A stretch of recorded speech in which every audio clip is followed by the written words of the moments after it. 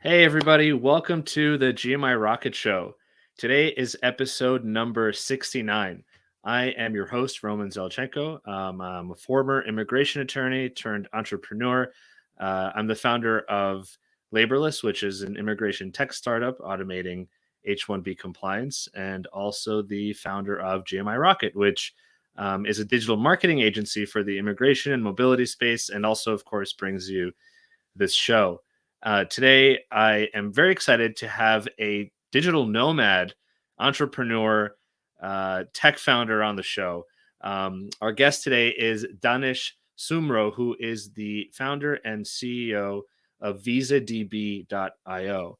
And we're going to learn all about Visadb.io and about Danish. He's got a really interesting and first of all, an amazing lifestyle because he has been a digital nomad for some time, has truly lived in many, many parts of the world and worked in many parts of the world, which is kind of a dream for so many of us, I guess.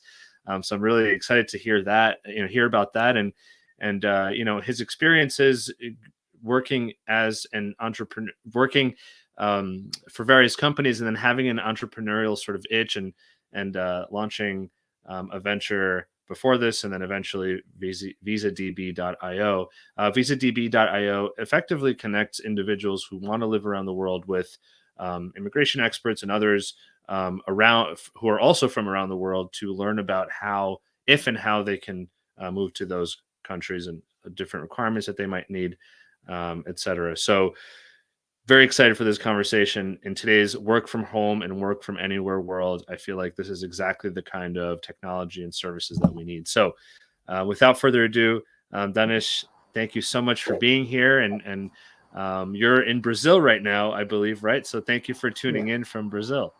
It's very welcome. Thank you, Roman. Really, really appreciate it. I'm really grateful for you to invite me to this great show. I learned about this show on LinkedIn, and now I'm here. So such a privilege. Appreciate it. So thank you for that. Before we jump in, just for folks who are here watching, listening, as always, please let me know who you are, where you're at, where you're tuning in from, I suppose, where in the world. And then, of course, like what you do, where you work. I mean, give your company or organization a shout out. I always love to know like who's participating. And of course, as we go, please ask any questions for Danish. I mean, if you have any questions for me, of course, feel free. But today is about Danish, so please ask away. So Danish, I know you you mentioned you were born in Pakistan. You've lived all over the world, and we will get to that. But you were born in Pakistan, and how did you? I don't know, like what was your kind of early life sort of immigrant story? You were born there. Where did you move? When did you move? Etc. Yes. Appreciate it, Roman. So yes, actually, I'm born and raised in Pakistan, the city of Karachi, which is the seventh largest city by population in the world. So I grew up, you can say, on the streets with a lot of people, and from the very poor backgrounds, and when you come from this humble background, you have to become a resourceful. You need to find opportunities, you need to capitalize on them. So many other people like me in Pakistan, they're always hunting for opportunities, and same story here. Telling you a little about my first venture when I was very young, and did a small startup there in Pakistan, and which got me some money. And I asked my brother, where should I invest this money? He's like, invest on you, means get educated more. So I went to England to do my MBA. So that was my first, first time outside Asia, you can say. I've been to Dubai, but this was the first major cultural shift, or to be honest, entering a new world, United Kingdom, and especially studying in a very good institution. So that was an incredible experience. So that's how I would say I started. That was my little bit of early journey.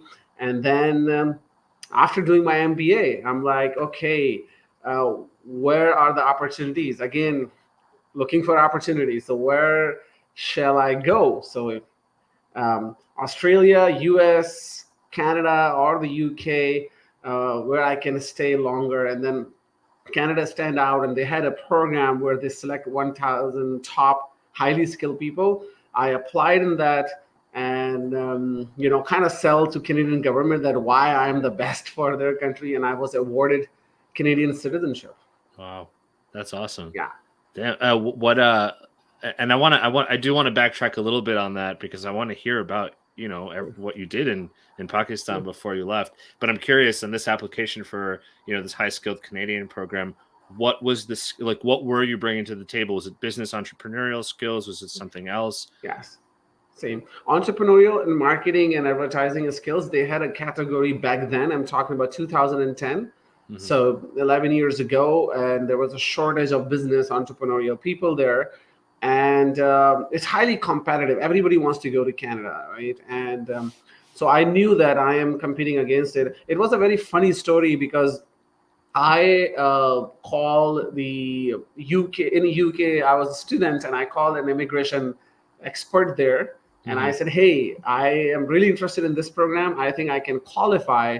And he told me that you may not be, because mostly the couples combined make certain points to qualify in that program, and you are a single guy. So I'm not sure, you may fall short with some points. So, but I'm like, I did MBA and I did major in marketing. So I think I should be able to market myself to Canadian government. So I will take my own assignment, and I studied something, and then I present a file. And, I still remember that normally you create a, immigration file, documents, education documents, criminal background, everything. And then I added a letter on top of it for it was addressing the case manager. Literally it says to the Canadian case manager. And I wrote, literally, I still remember the 5 points I think that I am very beneficial for Canadian economy. And I listed those 5 points, talking about my early startup, which I did in Pakistan, that I'm entrepreneurial. And then I tell them that I have higher education like MBA. And then I also mentioned the driver's license, because I had the UK driver license. I got it while I was studying. So I'm like, hey, I have a UK driver license, which I can convert with the Canadian full driver license. So I have an advantage over other applicants who are applying for this program, that I can get a job outside Toronto area and I can get up and running straight. So I can be easily integrated with Canadian society. So I remember that. And the result of that was that my application was accepted and I got an invite within 4 months, and normal time frame was 13 months. Wow. So yeah, that's how I still remember that. So if you make sense, if you make a case, if you do good marketing, it works. I was gonna say, oh, what about the driver's license? And then, and yeah, that's a great point. You can commute for work. You can just take opportunities more quickly. That's pretty brilliant. I love it, and congrats. I mean, that's really cool.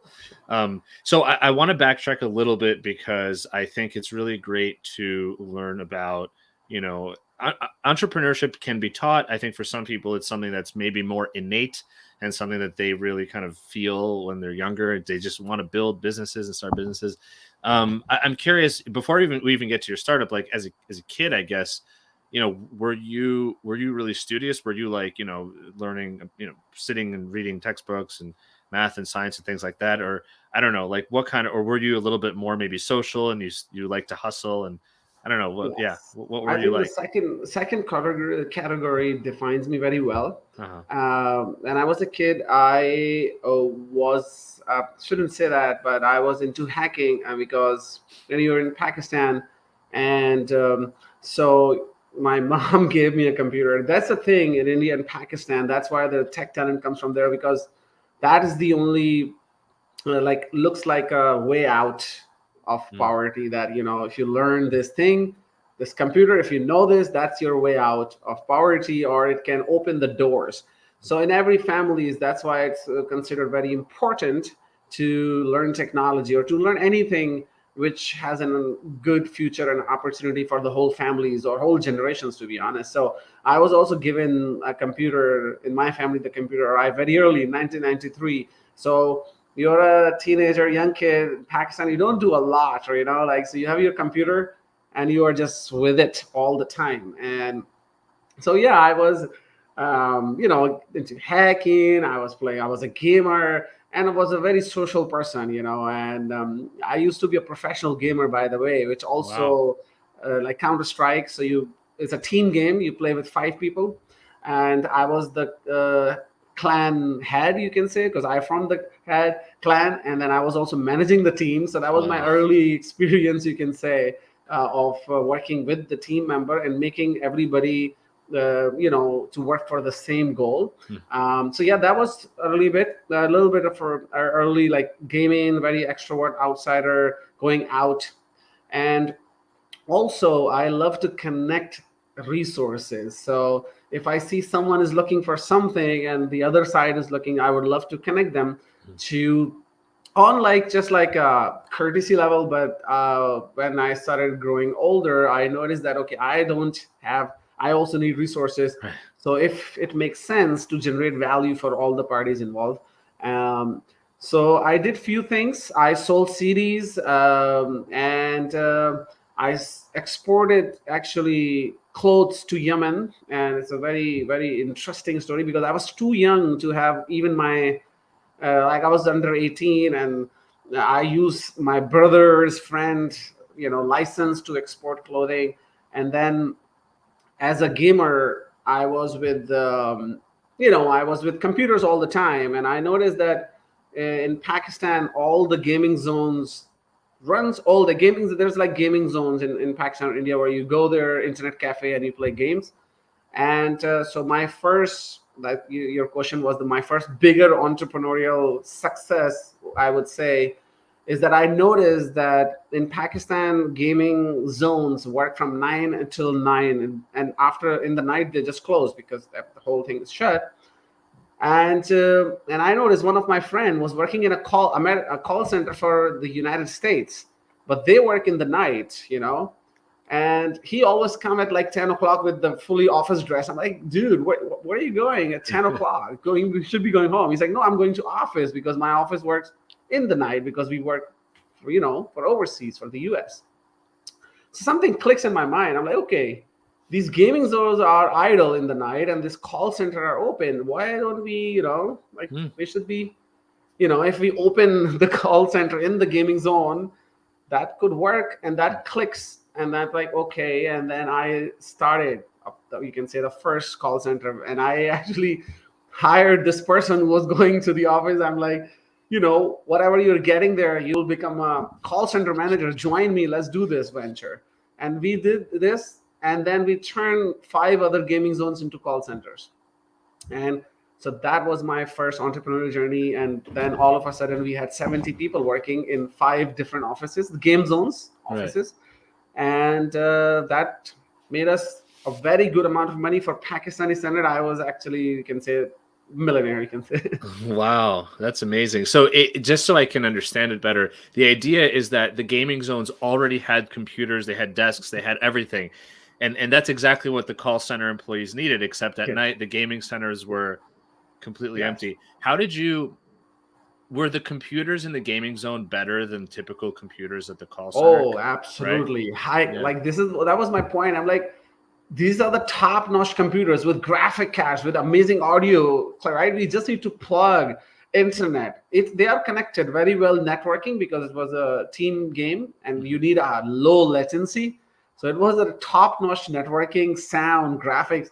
We just need to plug internet, and these are the high-quality office workstations for call center employees. And so when you approached the gaming zones, like how did you actually? Because it's really fascinating. It's a brilliant idea because you're taking existing resources that are sitting idle, and then there's a demand for those resources, and you're just bridging the gap. Who did you approach first? Did you approach companies first and say, "Hey, do you need Yes. more call centers?" Or did you Yeah. approach the gaming zones and say, "Listen, here's an idea. Let me go find some U.S. companies who might want to use your space at night"? Yeah, that's an incredible question, because that's exactly what my thinking thought process was. Okay, who to, it's like a chicken and egg problem thing, Right. and who to reach out first. And I don't know, I thought that American companies, because my friend is doing it, so I can also do it. So that is kind of secure. what I need, that the call center owner, because to run this operations, we need these resources, internet and the gaming machines and everything. And someone is willing to trust us to give us this call center in the night, right? Mm-hmm. It's like high equipment and they don't want to give you. But luckily I was a gamer and people knew me. So the gaming zone owners know me that this is the gamer guy, a very funny social gaming guy. And now I went to the first gaming zone who I thought that know me more, much better and trust me. And I offered him this proposal that, hey, can you give me your call center for 2 months and give us the internet as well? And I can generate some income for you. And he asked me how much. I'm like, I cannot promise, but it will be not zero. So, and he's like, okay, that's pretty good. I'm not losing anything. As long as I'm not losing anything, I'm like, yeah, bills will be covered and it will not be zero. So he said, okay, go do it. And of course, once I secure that, now I went onto the second part to talk to the American companies to get this contract. Mm-hmm. And I started calling, randomly. I started Googling, and, being good at computer, it actually helps. I just found directories straight away and found connections and start dialing. So first I was a call center agent, you can say, myself, of course, as an offer to sell to get this contract. Everybody I call the resort, they just hang up because they listen a Pakistani accent, like, hello, sir, give me the contract. And I was also very young, 21, right? I don't know how to do the business communication. Like properly American style, but I was very good in etiquettes, phone etiquettes. Hey, sir, is it a good day? It's a good time to talk to you. And so many people hang up, but one person, she waited. That was the first time that I said this whole sentence and nobody hang up or say, no, thank you. Right. There was silence. And that gave me, I'm like, okay, I got it. I literally, I thought, okay, I'm got it. I'm like, hey, did you hear me? She's like, yes. Tell me more about it. And then I told her that, hey, I have a call center. I have workstations, 8 to 10 workstations, and I can do the marketing campaign for your resort like it's happening in Pakistan in this company, which where my friend was working. So she's like, we don't know this company, but we know a lot of operations are running in Pakistan. So we would be interested in your proposal. I'm like, yes, I can send you a proposal. Can I have your email address? And, that's how. So I submitted the proposal, and Heather Wagner, I should say, because I'm so grateful for her. And she really trusted, and she said, okay, let's do this. Her husband was really anti because we didn't have any experience. We don't sound like my English was not good. Of course, the people working were incredible in English at that time. So yeah, that's how we started. That was an incredible journey. I'm curious. This is really awesome. So Heather and this by the way, do you remember what the company was? If you can share, that was or like what kind of company? Yeah, it was a vacation, like a timeshare and selling vacation packages. Yeah. So the two products, timeshare and selling vacations, is we were not selling it, to be honest. We were just appointment setters. Got it. So it was a high, like, you're selling these big packages. So they just want to have you can say you set appointments for the managers who were in America, in the United States. Mm-hmm. And these managers, just like a virtual assistant for setting up calls, you can say. And if that appointment goes through, then they will give us money. I see. Wow. Okay. Yeah. And then you had to find the people to actually pick up the phone and be the... Yeah, so right. That's where my friend, and that's where I am a big fan of network. And because I have seen many times all the projects I did, the event success or something happens because of the team or the network. So this gaming network of my gaming zone and this guy who's going to the office, he was the key because I knew him. And I said, hey, how many people are working in your office? He's like, 50. I'm like, okay, how many we can cut? And he's like, I don't know how much you can pay, I'm like, I don't know, but let me cut you first. Like, you are working as an agent. How about becoming a floor manager? And, let's make a team. You're the floor manager and we will have some revenue share, and you will also have a salary. And he's like, okay, I don't get a revenue share there. I'm not a floor manager. I'm in. He's like, straight away. And then I'm saying, let's form a team. And do you know some best people? He's like, yeah, I know best people. They're very expensive, but let's find the new people and train them, because they're easier and I can train them. So we hired some. So in Pakistan, India, there are American schools or British schools, and the students there, I mean, to be honest, they are like they're studying American system. They sound American. They are. It's like from the other side of the society. So they would. They wanted to earn money. You know, there are no students' job in India and Pakistan, right? There is no culture of students working. They all just free. So when they see an opportunity to work directly with Americans, and they're like, sign us up. And then that's how the first team of 6 people were formed, with the 1 floor manager and 1 me as running the whole show. Wow, that is really cool. That's really cool. I love it. It's what a great example of combining, building a bridge and building a company through that. And then how long did you run this company for? I mean, did you eventually just sell it, just turn it, just down, close it? So total 3 years. So what happened in that, it was like 2006 till 2009-ish, like that. What was happening, we saw it after a year. I saw the decline, and I, as an entrepreneur, I'm like, okay, let's run it until it runs. But then internet was getting, like big around that time. I still remember 2007, Twitter came out. And I saw a lot of marketers in that industry, in that application, start tweeting their packages and making websites, making landing pages, and running online ads. So phone sales started to decline, especially, you can say, setting appointments, because they said, okay, give us some time and we will come back to you. And when they go online, they have many other deals. So I noticed that, okay, either 2 things: either we move to that new medium, which is an internet marketing, or we pivot or something. So I presented this to the company, but they were a very traditional company, old school company. They just believe in direct calls. So I saw that it's coming.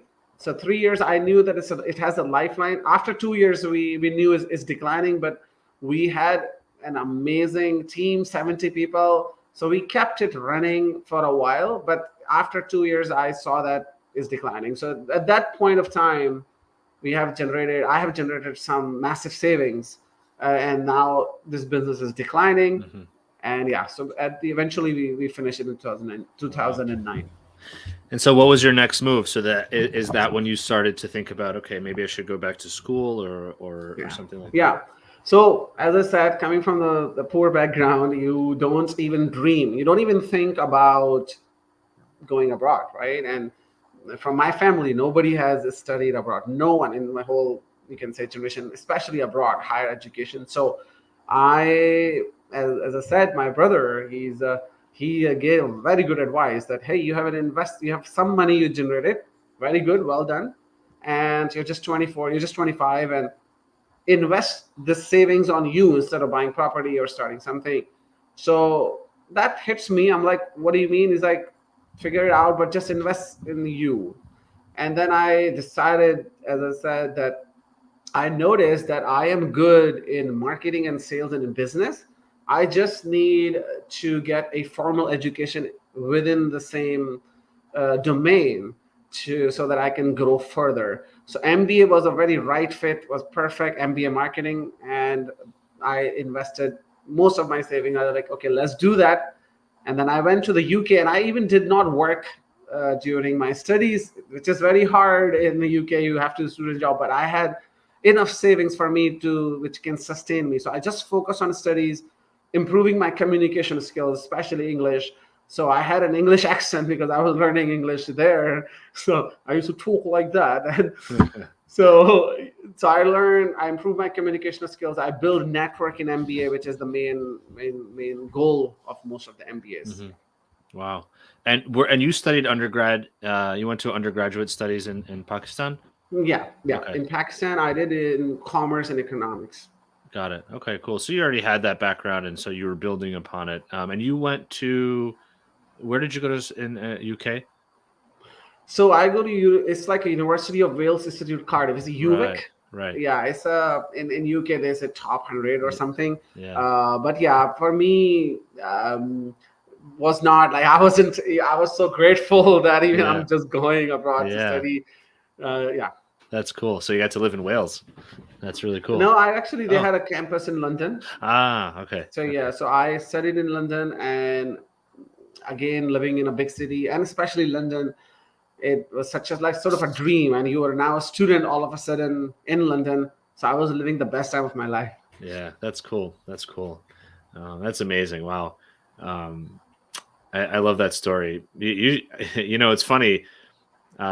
It's the kind of thing where you think about what is business. You know, sometimes business is building a thing or inventing a thing, and other times it's connecting existing things and creating new value out of it. And I love that as an example.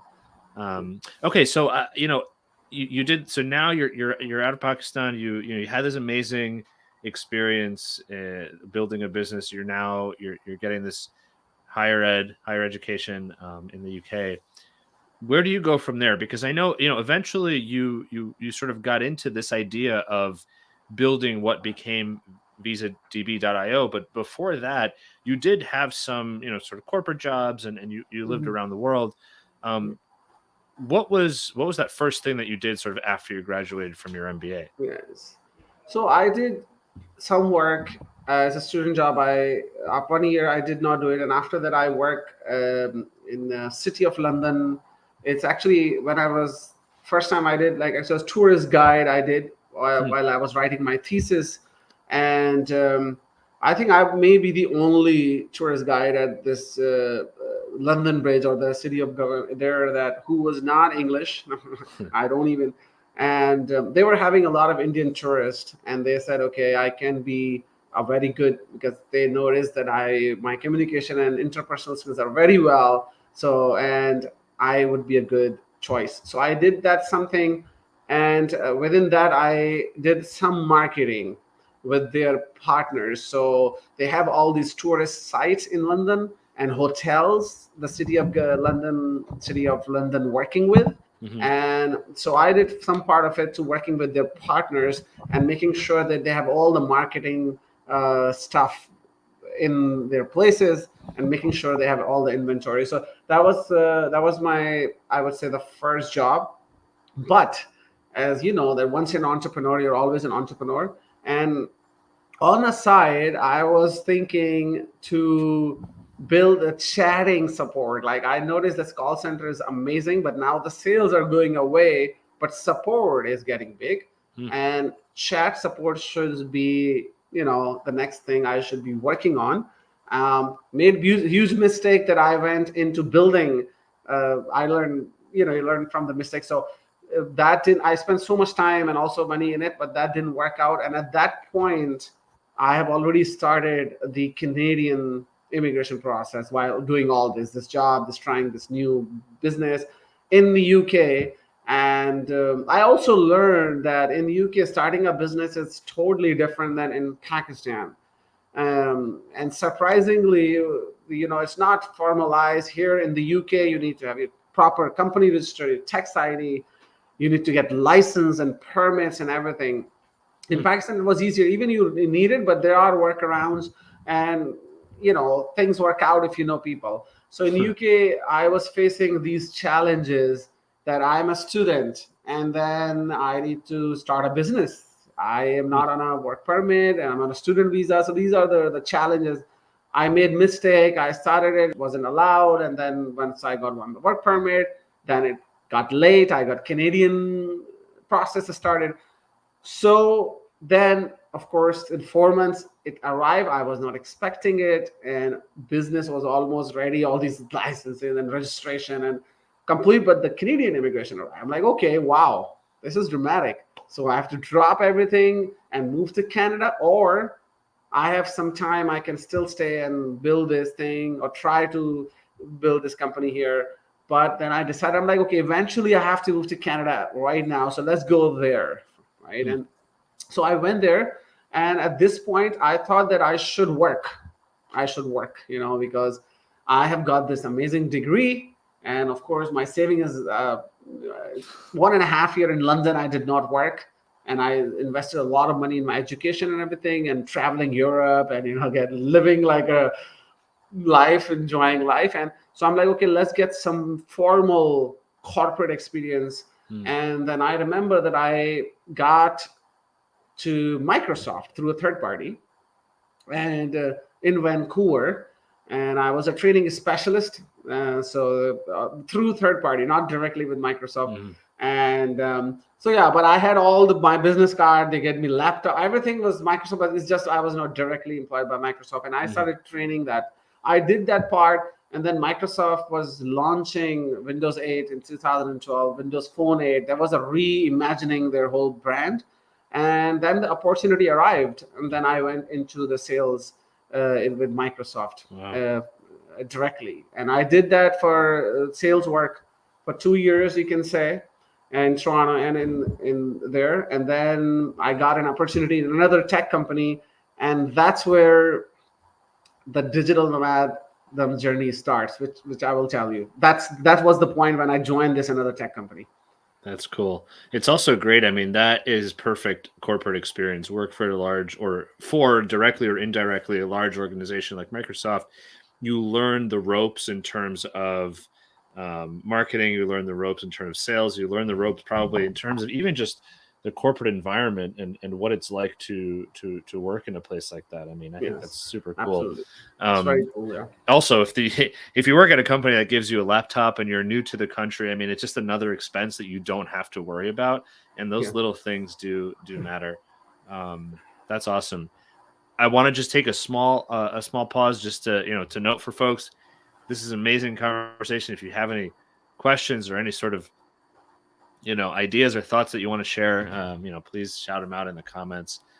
It's always really fun to have the sort of live discussion. Okay, Danish. So you've had this amazing opportunity and experience working, with Microsoft, and then you got into another tech role, and that's where your sort of idea to be a digital nomad came about. Can you talk a little bit about that? I mean, at this point, you went from being, growing up in Pakistan and having a business, and like you said, kind of the dream was to get away. And now at this point, you've already studied in the UK, you've traveled around at least parts of Europe. You're now in Canada, another international, travel and relocation. Were you not tired of moving? Did you feel like, man, I want to explore the whole world? Oh, that's a great question, Roman. And to be honest, while after moving to the UK, I realized that traveling is just liberating. It's just like an amazing thing. And why not everybody's doing it? That literally, I was thinking for a few years until I became a full-time digital nomad, that why don't people travel? Why they don't travel more? Everybody's traveling here and there, but this is just a life-changing experience. It enhances your life experience, or it makes you fall in love with life when you're traveling. Why not people are doing it? So I wasn't tired, but actually I was more. I want to do more, right? I'm now in Canada. I explore the whole West Coast from Santiago to Yukon, and while working, and then I like, okay, let's go to the East Coast, and still I'm working, and then I did the whole tour there, and I was just loving every part of it because it's so different, it's so amazing. And now this new tech company, they said, hey, we want you to work with us, and what do you want? I'm like, okay, let me remind my life when I was working there. You're driving 6 a.m., you're waking up, you're driving, shoving the bread in your mouth, you just quickly have to go, to work, and then you get there, work, and then you come back home, you're living for the weekend. I'm like, okay, I will join you tomorrow if you never ask me to come to office. So they're like, yeah, let's do that. So that was the start of my first remote job, and sort of like a freedom.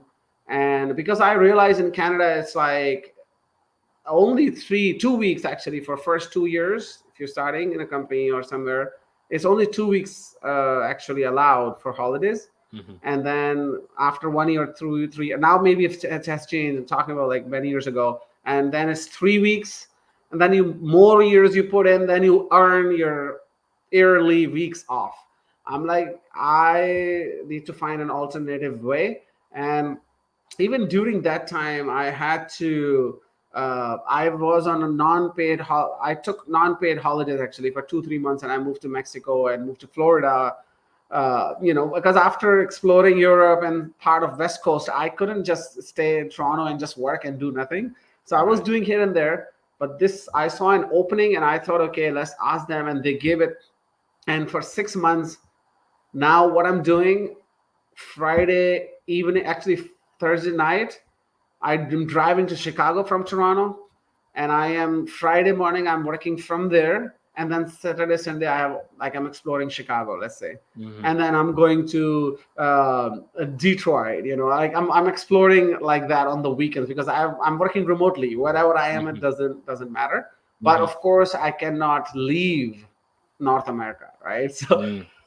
So that was the problem. But I had like 80% of the freedom, and I'm enjoying. And after 6 months, you get greedy, Roman. You get greedy in traveling. So I'm like, okay, what about 100% freedom? What about not North America? Why cannot I just be anywhere I want?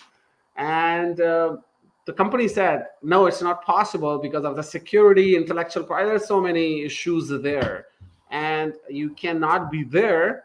And I'm like, okay, can I risk? Now I have accumulated some more savings. So I'm like, all right, the new winter is coming, and I am not staying in cold East Coast of America for next 5 months.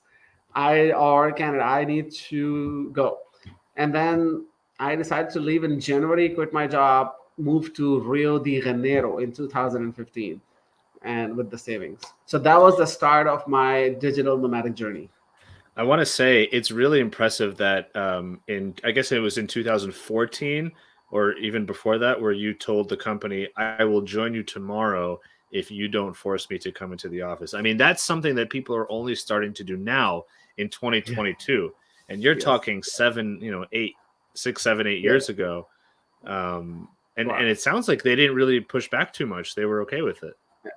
Yeah, absolutely. I think in America, especially in tech companies, the digital nomadism starts in tech companies because they don't Mhm. want to lose talent, and they want to actually steal talent from other places. And that was their weapon. That was their tool to use. Okay, remote work, come to us. So that's exactly what happened with me. And it was happening at that time in tech companies. Now it's catching mainstream companies or all other roles, you can say. But back then, yes, tech companies. That's so cool. Wow. So you have this experience. You quit your job.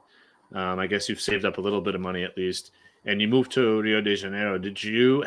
Were you doing anything, or was that just like exploring? You're not working. You're taking a Yeah, break. that is also another learning I learned about myself, that after 4 days of sipping margaritas on Rio de Janeiro beach, and shaking my booty and some parties, on the fifth day, on Thursday morning, I'm like, okay, well, now what? Like, I mean, because when and working in America, you become workaholic. You're intellectual, like you have cravings to do something. You have intellectual needs to work, to do, to create, to produce. You have this itch, which is not good, but you need to calm down and relax. But I had that working many years. So I started making a documentary from my cell phone. I said I would call it a cell phone documentary, and I will start, making, small interviewing the tech startups, because I really, after working in tech and as an entrepreneurial background, I had this itch to do something tech this time, to Hmm. build a tech product or something. So I started interviewing these entrepreneurs wherever I traveled. So that gives me a little bit of purpose of my traveling and excitement to connect again, network, to build the network as well. So I did the 6 countries and South America, and I built amazing connections in the startup scene. And that's what I learned about Startup Chile, which I will tell you, that was the first startup accelerator Visadb went in. But yeah, I did this traveling, And then I went back to Vancouver, and then I applied, started applying job because I did training. Money's running out, so what now? And that's where I got a job offer from Salesforce. And they said, okay, we are ready to make you an offer, but I decided to not pursue that recruitment process, and instead I moved to Berlin. Wow. Yes, the driving force, to be honest, I think weather, the climate can make you do dramatic things. So I went back to Vancouver. It was middle of the winter, rainy, dark, cold. And I'm like, okay, am I going to work again here, doing the same thing at 6 a.m. and coming back? That give me flashback of Toronto. I'm like, nah, I ain't doing that. Let's go to Berlin. It's gonna be cold, but at least it's Berlin, something hip, tech startups. I think I want to do tech startups, so that's the place to be. And I moved to Berlin using the work. Okay, at that point, I have a Canadian citizenship. That gives you another freedom to travel. That it was a strategy and to open the world, and that I had a freedom to apply for 1 year working holiday visa, and I moved there. Wow. And so when you went to Berlin, is that when you started to think about building Visadb? Yes. Yeah. So at that point, I'm still managing the community, which maybe you or your audience don't know, that I also am a co-founder of the biggest community of digital nomads on Facebook. It's actually a Facebook group. So at that point, while doing this, I am also managing the community and thinking about problems I could solve. And I'm noticing in my community, the visa, this word is keep coming again and again. Visa, immigration, how can I move there? What are my options? These were the questions these were the themes I noticed. And in Berlin, after living in Berlin, partying, connecting with tech startups, I thought, okay, I decided the problem I'm going to solve is going to be a visa problem. How I'm going to solve, I don't know, but it should be in a visa and immigration space because of my immigration background. I'm an immigrant and tech background, and I'm like, and digital nomads also have this problem. So I thought that I should attack on it. So that was the start of Visadb ideation phase. And just to back up for a moment, the Facebook group is called Digital Nomads World. Is that right? Digital nomads around the world. Digital nomads around the world. And how many members is there now or at the peak? Yeah, it's 149,000 people. Wow. Yeah, it's the biggest group, and it took us like 6 years. The time I quit. This is the whole same time I was managing this community, and we were sharing this experiences. Everybody was there, so it's like, to be honest, like a family. And I met some people yesterday actually in Brazil. I'm in Brazil right now, and most of the digital nomads are coming in here. It's like a talk of the town, this island here. So a lot of us are here. So yeah, so that was the start of the Visadb, and I will tell you more about Visadb. Yeah. That's well. So I mean, I think this is a great opportunity. So you go to Berlin on a work holiday visa, and you are what are you doing there? Yeah, so I was actually enjoying and freelancing to make some money. I was consulting a startup into marketing and sales because now I have a degree and this experience. So, and I'm in the community, so people kind of give me, hey, can you help us to strategize or tell us, just share some ideas. So consulting few hours, not a lot. And then I started working on this idea, Visadb, and I thought that coming from a very humble background, I have a thing to serve. This is in the blood, to serve first. Or in working in tech company and Microsoft, I learned to create more value than you take. That was the philosophy I learned. So I'm like, okay, I can start offering immigration services first. That's a business, but first I need to serve. I'm here to serve. That's the karma yoga as well. So I thought that I should solve a problem. People are looking for information. That's a problem. So let me create a database first where anyone can go enter their citizenship, and we show them all the requirements, all the visa options available for them. So they don't need to browse these very complex government websites. Sometimes they're very bad experiences and not mobile friendly. So that was my project. After starting it 5 months in, I realized that I took a very difficult challenge because all the government websites, so much complex issue, and I wanted to do it for the whole world. That's the problem with digital nomads, because they're traveling around the world, so everything, their perspective is global, and we are a global citizen. We want to solve the global problems. We feel for global crisis. So I wanted to do it for every citizen on the planet, wherever they come from, doesn't matter. So mistake, I would say, I can say it's mistake. Ambitions, like ambitions are big, but resources have to be there as well. I learned that. So this took a very long time to just finish the database part. But now we launched it and it went straight viral because there is nothing like this exist. And this is about, it's a 2017 end and 2018 start. That's that time. And it went viral. HuffPost did a story. We got 100,000 visitors in 24 hours. Servers are running down. Typical startup story. It's just that we don't have a business model. Like, this is the thing. Like, we wanted to build something people is helpful for people. So this story started, and and then we thought, okay, we got enough data and traction. Now we should look for funding, and that's where we applied in a startup Chile program, and which is the top prestigious startup accelerator in the world. They have acceptance rates of less than 1% acceptance rate. Wow. So if 1,000 startups apply, they only accept 80.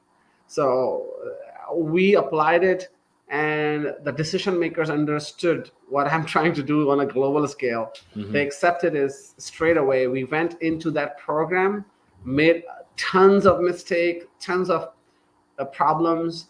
And after that, we needed more resources. So we applied in another accelerator program in Europe, this time in Poland, called Poland Prize. They accepted us as well.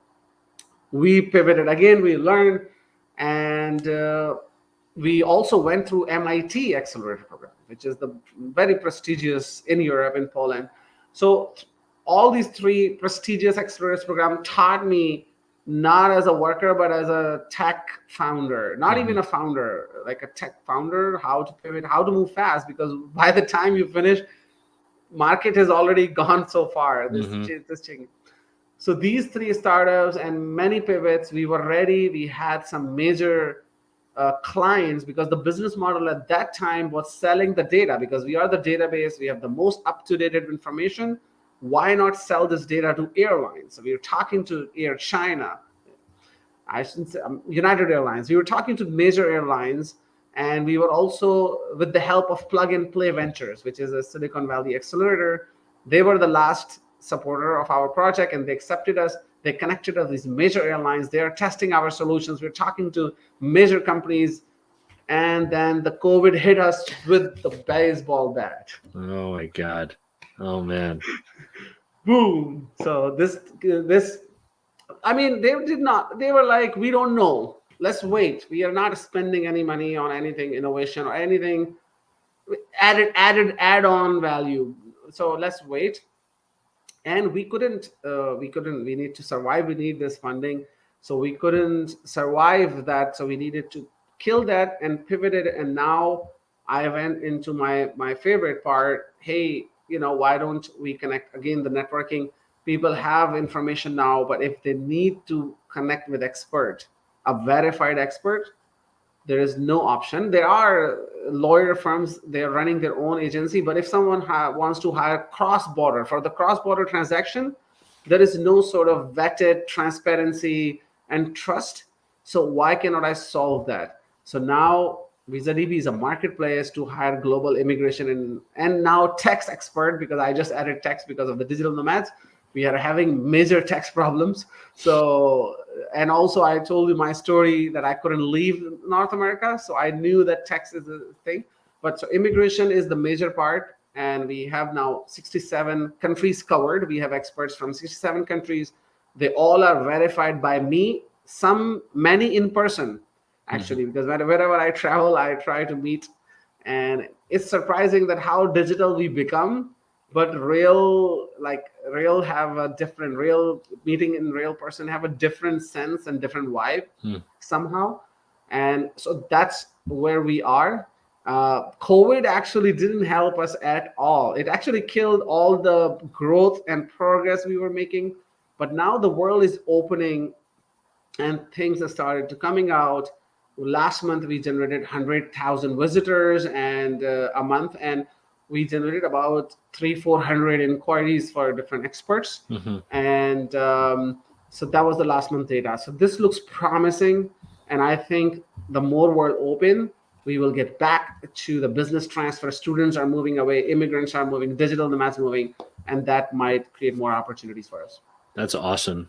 You know, it's also kudos to you for not just shutting down when COVID hit and going back to getting a normal job, but instead thinking, all right, how can we make the best of this? All right, Yes. our existing business model is not going to work, but there are other problems that we may be able to solve. Yes. Super cool. You know, it's interesting how COVID has impacted the global immigration industry. You know, on the one hand, I remember in the very beginning of COVID, I spoke to some immigration lawyers that said, Roman, I think I'm going to shut down my law firm. I mean, you know, it's the borders are closed, travel is halted. I need my clients, you know, are dependent on travel. And then slowly it turned out that, well, first of all, there were a lot of exceptions. People still traveled during COVID. There was still a lot of cross-border movement, number one. And number two, the constant updates and changes in the law required more attorney analysis, and so now they had different work. It was Yeah. same industry but different work, and so you know this is the same kind of a thing where you know you kind of pivot within the industry, but just doing something a little bit different. My question to you is, digital nomad visas were not a thing a few years ago. Yes. Yeah. Yeah. And you know, it's slowly Croatia. There's some few countries that really pioneered it. Now there are dozens of countries that provide opportunities for digital nomads to work more easily. You don't have to, you know, force your way into an existing visa category. Yeah. You have a really nice one that's now made for us, for digital nomads. Yes. Yeah. How has that impacted what you do with Visadb at Yes. all? I mean, you are So a digital actually, nomad. yeah, you'll be surprised that I am personally involved with the many visas actually with governments. I work closely with them as a part of the biggest community. Everybody who's doing something, they come to us. They, ask us to collaborate. So I am closely work with Estonia, with Curacao, with Brazil right now. Yesterday we hosted the mayor, the official from the Rio de Janeiro, and they talk about the Rio Digital Nomads program. So they want us to, of course, include some, not all. And I encourage every government official that talk to your target audience, which is digital nomads. And we are the biggest community. Come to us, and we are not like we want to charge. No, we are offering free volunteer consultancy. Come to us so that you can create visas which can help my people. Right? I have 149,000 people, and so we did a lot of work, volunteer work, to lobby to create these visas for us digital nomads. And now we are, to be honest, working to create awareness and education to solve taxes. Please don't make a tax an issue to not let your employer work from anywhere. So that is our next agenda, and we are working to create awareness, to be honest, just education to the government officials that or companies as well. Companies are still, you'll be surprised, Roman, that they're pretty old school in their mind. They don't want to allow their employees, they want to offer them Coca-Cola fridge at the office, but they don't want to allow them to work from anywhere they want. So that's what we are working. This community, I do a lot of work through this community to advance our agenda of digital nomads, like taxes, visas, and other issues we address. So yeah, that's how I know them. And also Visadb Index. Visadb is the only website which index all the digital nomad visas in the world. So if anybody's watching it, you want to browse how many digital nomad visas are there, go to Visadb. It's free, no sign up required. You click visas, you click digital nomads, you can see all the countries. That's amazing. Yeah, I mean, it's becoming so much more popular, you know, both for freelancers and, to your point, corporate employees too. Some companies are allowing their employees to work from wherever, and it's not, like you said, it used to be maybe more so just tech people. Now it's any role. You can be in operations, you can be in support. I mean, there's so many different roles where you don't need to be physically anywhere. You could be wherever you want to be.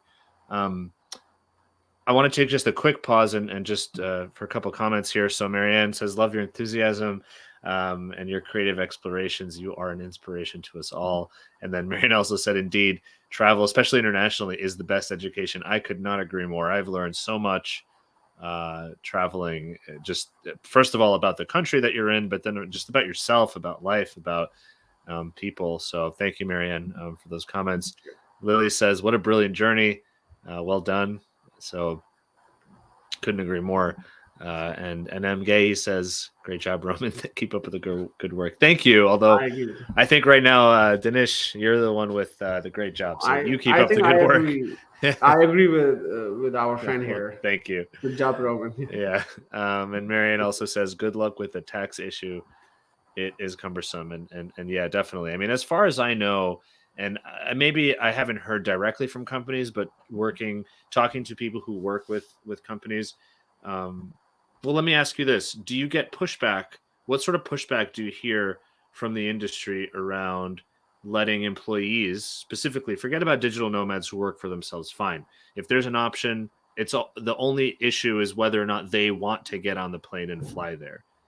Yes. But in terms of companies, allowing their employees to work remotely and using a digital nomad visa as the way to get there, instead of sending them to the UK office or sending them to the Brazil office, they just say, listen, we don't care what office you're in, go and you use a digital.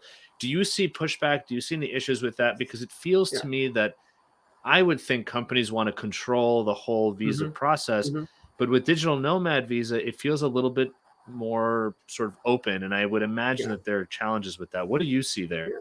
Yeah, absolutely. So in the community, we get a lot of different issues, and I would also address, because as a founder, I understand the company's point of view as well. Where are they coming from? And I totally understand. It has a cost of regulations, fines, and if like write text code, because if you're working abroad, which you're not supposed to, there could be some implications. And you have complex business contracts companies have, especially multi-international companies. So even if you're on a digital nomad visa and you're getting paid from that employer, you might be considered. So there are some, because every country is different. But I would like to say that there are solutions. There are companies coming up with the solutions, with the software, like companies like Deal and Remote. I'm not sure if your audience know them. They are your one-stop shop to hire global employees. They take care of all the paperwork, all the documentation. You don't need to worry about them.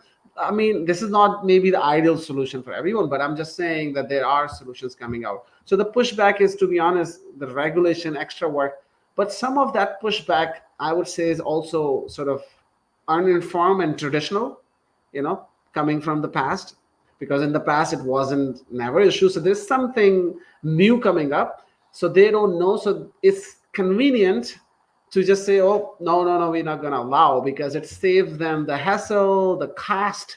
And of course, they don't see any incentive for themselves. Of course, I can argue, I can debate in the whole new webinar that what benefits it brings to the table, even as terms of return on investment or profits, if they allow their employees to work remotely. That's right. And of course, right now in the battle for talent, like you said, if one company says you have to go to the office in Toronto, and then the other company says you want to go to Brazil, you want to work at a Rio or Estonia, it may attract a certain type of person to say, I want to live anywhere. I think, Roman, after COVID, I think it will attract 90% of the population, because they have seen the alternative. Because we were living for 60 years. It will be another webinar when we talk about the 4-day work week. This is a new revolution. We are also pushing it. But we are living, our work is how we live and work. It's from the Ford. Ford decided that there should be a weekend, so from 100-year-old, we are working and living like 100-year-old models. So it needs to be changed. And COVID showed people, or woke them up, that, hey, there is another alternative way of living where you don't have to work a lot, where you can work from anywhere. So now 90% people, I would say, based on the community I'm dealing with, there is a certain degree of people who wants to go to office. Surprisingly, I was really, really surprised. But of course, there's two types of people. So most of the people wants to go. And the way I switch companies, back like 6 and 7 years ago. I did it. So now your talent will leave. If they haven't left, that means they haven't got the opportunity to work from anywhere yet. Mm-hmm. Yeah, yeah, I totally agree with that. And the other option is if they don't find the opportunity anywhere, and if a company doesn't present them, they might quit and start their own Yeah. business just to have the freedom to be able to live, Yes. you know, Yeah. anywhere or work from anywhere. Yes. I think values change, as you said. The values has changed. Work has taken the back seat. Life experience has come forward, and that is leading the decision-making process. Yeah, that's really interesting. So today, Visadb.io, and by the way, DB is short for database, I guess, is the Yes. initial was the Yeah. initial idea. So Visadb.io connects. I guess it helps digital nomads or people who are interested in becoming digital nomads connect with experts from around the world. And I think when I saw on the website, there's also an option for, I guess, corporates to also explore that. Is Yes. there a difference in the service? I just want to learn a little bit more about the company so that Yeah. if people are watching or listening, they Absolutely. can know it's for them. Yes, absolutely. It's for both, to be honest, for business or individuals. I manage the community of digital nomads, so that's why I'm focusing on individuals as well. And I also see a trend, which you already mentioned. There will be, I see it. There will be an increased relocation, which employees will be doing themselves. Which you also mentioned the point, right? It's much easier, and companies would be very open if individuals doing the relocation themselves. So that's why it's for both, but originally it's supposed to be for B2B only. But after the COVID, and we see that trend, so we created it's for both individuals and B2B. It's the same service. We are not solving the whole journey of the relocation process or creating a software to track the relocation process. We are solving to connect with the incredible service providers and offer multiple pricing options. That's why it's marketplace. So companies can shop, and because that is will be the next agenda in managers' mind to reduce the cost of relocation. So that's where we want to get them and show them, hey, we got the offer. We will connect them. After that, you want to use any tooling, feel free. So the idea would be that somebody comes onto the website, they might look at all the different digital nomad visas that are available, and they'll say, okay, I'm interested in Barbados. And so they find a visa professional or an immigration or tax professional through Visadb who may maybe do a consultation with them, and then they can book them right through Visadb. Is that right? Yeah, absolutely. So two things we're doing. One is the connection part, the transparency for the cross-border connecting with people. So it's like an Uber or different all the marketplaces. So you can search the visa, or you can directly search the expert. You can go and say, hey, search expert for, let's say, Barbados, and Visadb will show you the existing services there, and they can see the pricing, they can see what's included in that service. They can click chat, and they will start chatting with the expert. And if they are ready to buy after chatting, if they think that it makes sense, they can either book a paid consultation or hire a full service and pay through Visadb, transfer secure documents through Visadb, and a few other features we have. So payments and documents are the most important things, transferring. So, so there is a software part as well, or case management part, but very basic. Nice. That's interesting. Cool. Man, really exciting, especially given where the world is going with again, remote work and digital nomads increasing both on the individual side and then of course corporate digital nomads. I mean, it's a whole new category that really didn't even exist before. So I'm curious, kind of as we wrap up, where I know that you're seeing a lot more interest on the corporate side. Where do you want, if it's going this way or not, but where do you want Visadb to go in the future? What are you thinking about in terms of the growth of the company as the industry progresses? Yes. So first thing, coverage. That's my focus. So we should be focusing on certain countries. A lot of people are doing it. Direct lawyers are getting a good in marketing. Thanks to you, Rowan. You're guiding them. because I think the next few years it will be all about marketing. Um, Tech era is done.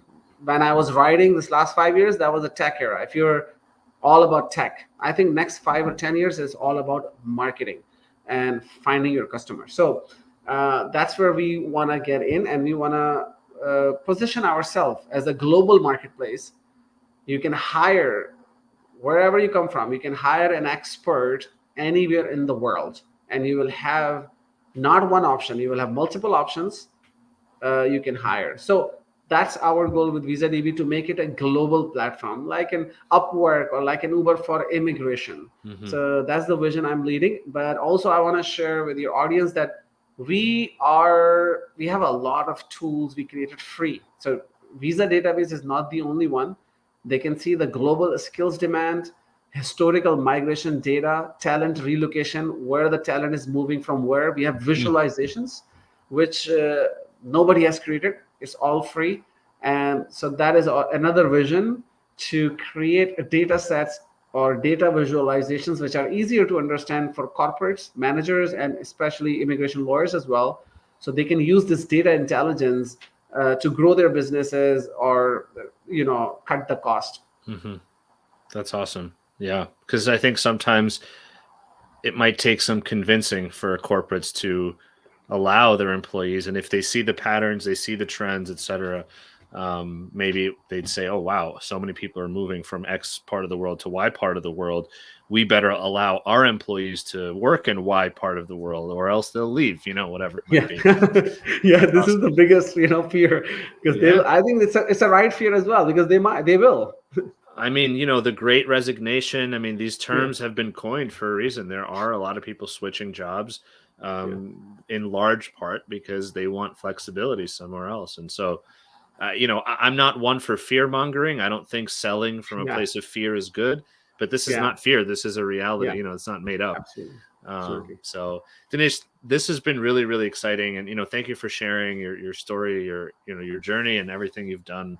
And also your lows too, right? Like how you were moving and you're gaining momentum, and then like you said, COVID hit you guys like a baseball bat. So it's important to remember that everything, the story is not all ups. There are also downs, and it's definitely important to remember that. I like to sort of end on maybe kind of a more fun or lighthearted note. So how many countries have you been to so far in the world? It's a very good question, but I literally, honestly don't know the number. I have to sit down and count, because during COVID, I was traveling throughout COVID. I mean, longer periods, and I have lived in longer periods. So I would say 30 plus for sure, for sure. And cities, also there are different types of digital nomads. I'm a slow mad. I call myself a slow mad, which travels slowly because I have to work full time as well. So cities, a lot of them, maybe 100 cities, I think, but 30 plus countries and cities. Yeah. So, all right, if I talk to this, if I ask you about the cities, right now I force you, what's the top city, that has this memory for you that you will never forget from your time traveling? Yes. Okay. So it's normally every city has some uniqueness. I know we're running fast, so I would say for party, two, Medellin and Rio de Janeiro, of course, for parties, for fun, vibe. For work wise, you'll be surprised that Warsaw and Berlin, I would say, for tech startup scene. These are my favorites, but again, I normally don't have a favorite, because every city has some unique story I have that I will make you fall in love with that city. Fair enough. I like that. You're fair. You don't want the world. There's no favorites. Yes. Yeah. That's awesome. Well, thank you so much, Danish. I'll let you go get back to maybe partying or maybe working. I don't know in Rio de Janeiro. Thank you so much for being here. For sharing your story. I really appreciate it. And best of luck. We'll be excited to hear about how things progress with Visadb, and of course, watching how things change in the industry as well. Sure. Roman, I really appreciate it for your time, for giving me a chance and asking an incredible question. It's showing interest, to be honest. I've never given that open interview or talked to about my life anywhere in my whole entrepreneur. So credit goes to you. I really appreciate it. Absolutely, man. Thank you. I appreciate that. Thank you. What a great opportunity. What a great story too. I like from day one, I'm so impressed with everything Danish has built, including, I mean, again, mind blowing, but the idea of creating a call center at a closed up, you know, um, uh, uh, computer game lab is just such a great idea, and you know, a lesson that like really entrepreneurship is so wide and can be creative. Anyways, thank you all so much for being here and for tuning in. We got a couple more comments here. Marianne said Uber for the visa world. I'd love that. I love that. You know, I think it is a great opportunity to really connect folks who need services to obviously different service providers. Ricardo says appreciate the Rio de Janeiro reviews. Yeah, I've never been. I've been dying to go, and I've had a lot of people invite me to go. I just haven't had the opportunity. So maybe now with the digital nomad visa, if it does come out, maybe I'll be able to go there for a couple weeks and work without having to worry about breaking any laws. So thank you all for being here. Marianne, another fabulous GMI Rocket show. Thank you so much as always for watching and supporting. Appreciate you all so much. See you next week. In the meantime, have a great weekend and stay safe out there.